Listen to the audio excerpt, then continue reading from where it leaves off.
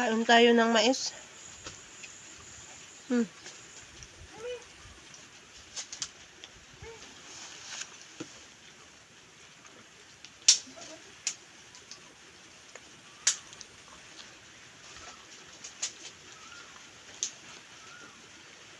Tamis-tamis?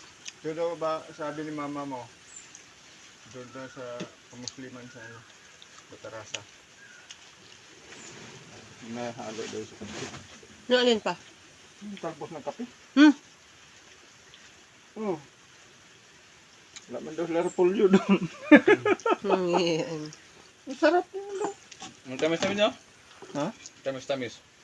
Tama, tamis-tamis. Grabe katamis yan kay bagong pitas.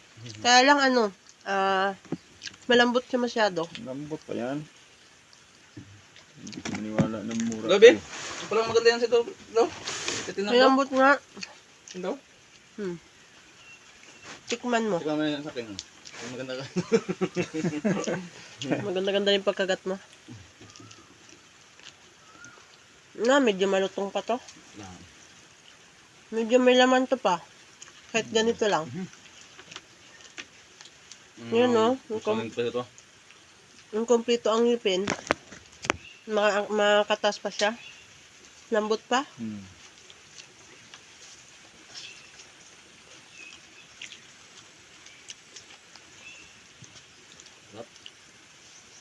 Tamis, diba?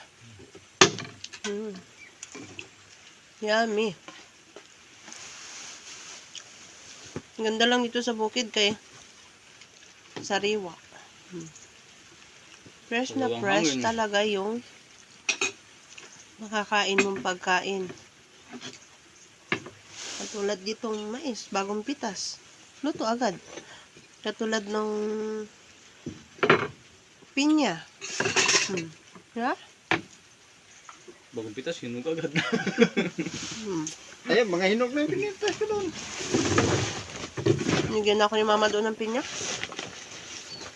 Kailangan sa tricycle, mamaya babaan naman sa tricycle yun.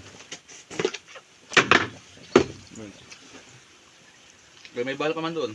Ha? May balo pa. Si Marian, ang katanong. Ito sa umaga. Ayaw niya daw nung nalilate siya. Saan man buka? Kanuhan pa nga. Doon niya. Mama, dapat hindi ako nalilate ng mga alas 7:30. Mga 7. Dapat 6:30 pa lang. Hindi nag-start siya, pinakauna doon. Bakit ko siya 6:30? Ayaw magpa-late. Siya pa lang bata doon. Nakaraan? Nakaraan? Inatid mo? May daw yung malit. Hindi, siya pinakauna. Sarap. Sa